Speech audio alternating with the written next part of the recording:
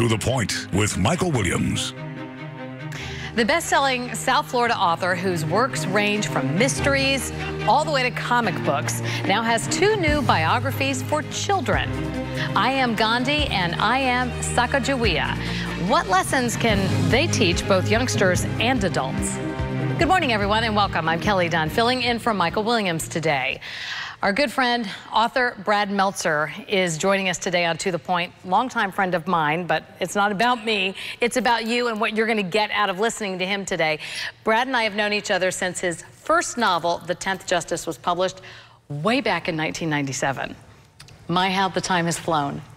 I mean, how did we get to 20 years? How did we? I had hair when I met you. I mean, it was ridiculous. And you're growing some now. Well, yeah, that's exactly right. I removed it and put it there. Well, it's great to have you, Brad. Thank you so much. Always good to see you. Thrilled to be able to give a little time to the things that you're doing.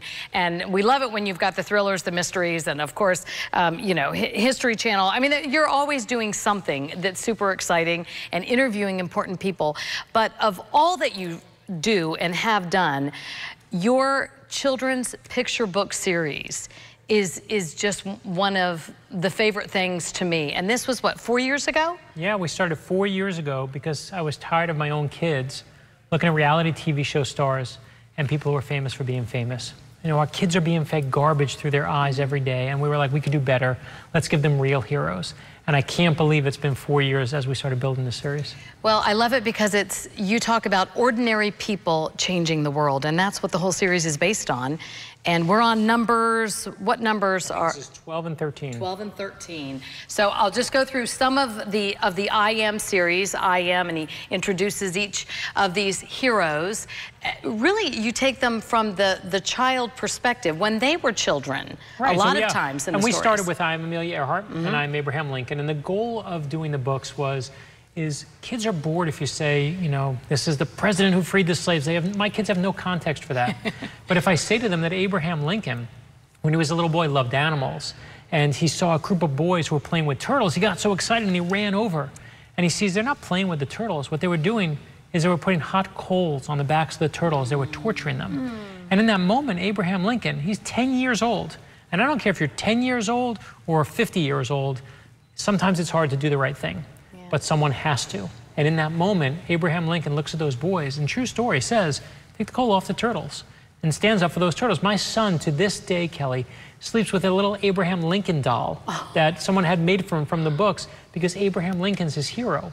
And suddenly, you know, every kid knows what it's like to be bullied. They know what it's like. They love animals. They know what it's like to stand up for someone who needs it. Kids understand that. And now you're giving a kid a real hero. You're giving them a real role model, because that's when we look around today. Whatever side of the political aisle you're on, the one thing we all agree on is we need better heroes for our kids to look up to. And you've done so many great books already, besides Amelia Earhart and Abraham Lincoln, Rosa Parks, Albert Einstein, Jackie Robinson, Lucille Ball, Helen Keller, Dr. Martin Luther King Jr., Jane Goodall, George Washington, Jim Henson, and now I Am Gandhi. And the cutest cover, by the way, that we have. It is. It's absolutely adorable. You know what? I read both of these books already, and I'm telling you, as an adult, you get a lot out of them, because I think we forget a lot. I think we forget a lot about history. I had forgotten how much influence Gandhi had in South Africa. Yeah, no, and when we start with, you know my love of comic books and where it starts, but Gandhi starts with the idea, you know, he was the small one, he was the little one, he was the one who was tinier than everyone else, but he was even the skinny one, but he was never the weak one. And I need my kids to hear that, and you know what? We all need to hear that. He wasn't the kid who was the smartest in class. He was bad as an athlete, but he loved books.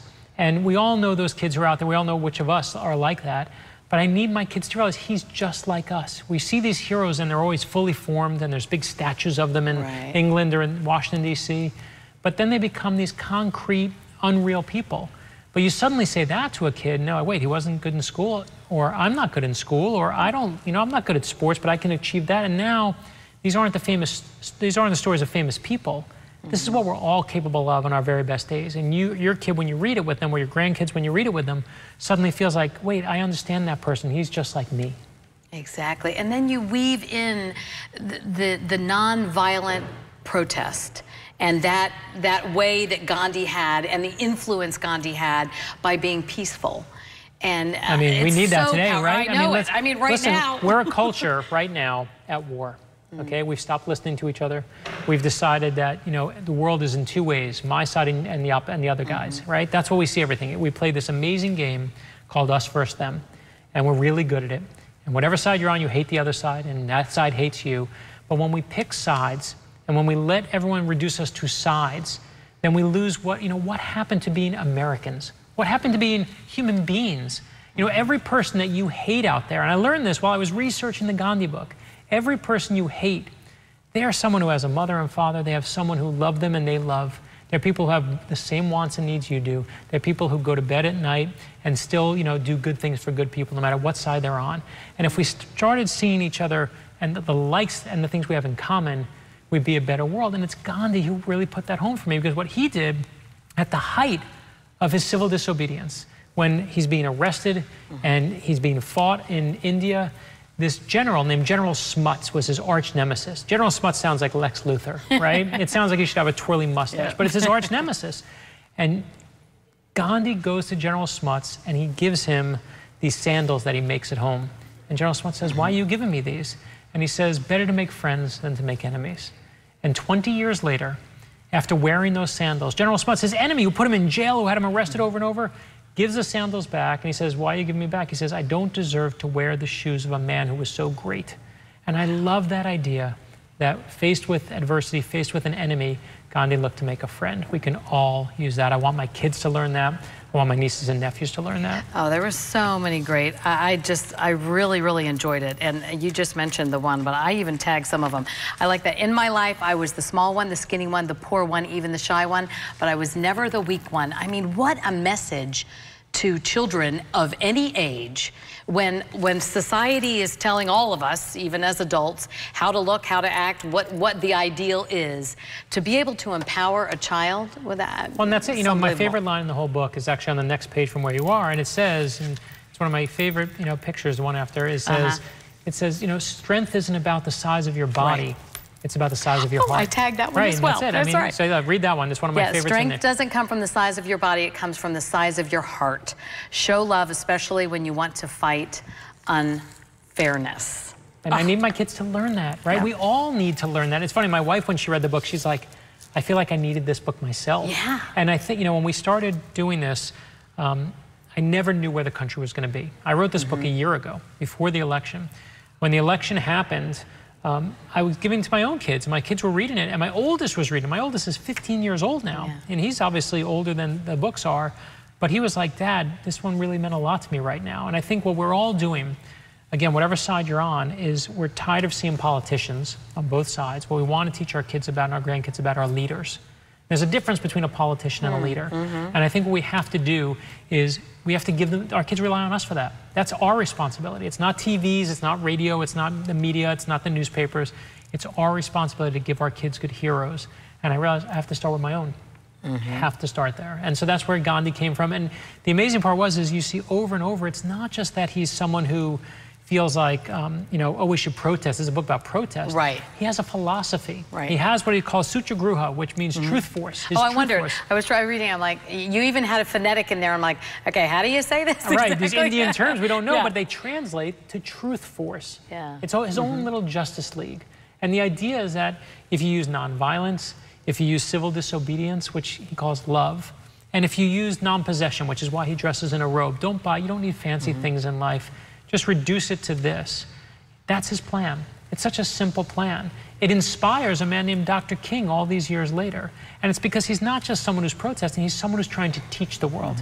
He's trying to make for the world. In fact, when he goes to prison, he even cooks for everyone and cleans toilets. And he says, you know what? Hard work is good for your soul. It takes your mind off of what you're upset at, and it's good for you overall. And I'm sitting there and you read that and you just take a breath. And in this world today, don't we all need to take a breath? Right? We just need someone to kind of calm us down. And I think my favorite thing about Gandhi is simply this, is he loses his temper. He's not perfect by any stretch. And one of the things he says, which the editor almost had me take out of the book, is he says, you know, you have to start with yourself. That's how you change the world. And we all want to change everyone else and say, that side did this and they did that and they hate me. You know, I hate them and they hate me. Just start with yourself, and that's how you change the world. Yeah, accountability, is, you know, personal accountability We've lost track of it. How we act, how we treat each other, how, you know. And you can't, you know what? Everyone you hate, you can't change them. You're never going to change them. You're never going to convince them. You can defriend them on Facebook, right? We can block everyone out, but then all you're left with is people who think just like you. And then we've really lost. Now we're not talking to each other anymore. So the only thing you can do to change the world is take that Gandhi lesson. Start with yourself and put more love into the world than more anger into the world. It's up to us. We all have that choice every single day. You're going to put more, you know, we all create or destroy every day. We're going to put more love in the world, or we're going to destroy and put more hate. And how you answer that question decides what kind of world we're going to have. See, I told you, it's not just for kids. I mean, I was reading it and just going, yeah, got to remember that guy. I mean, we all need it. That is just such a beautiful message. I love it. Okay, so I am Gandhi. Well, coming up, we're going to take a break real quick, and then we're going to come back and talk about the next. And you're such a history buff. This man knows everything about history, but I bet you'd even learn a few things about Sacagawea. So we'll find out more from Brad Meltzer right after this.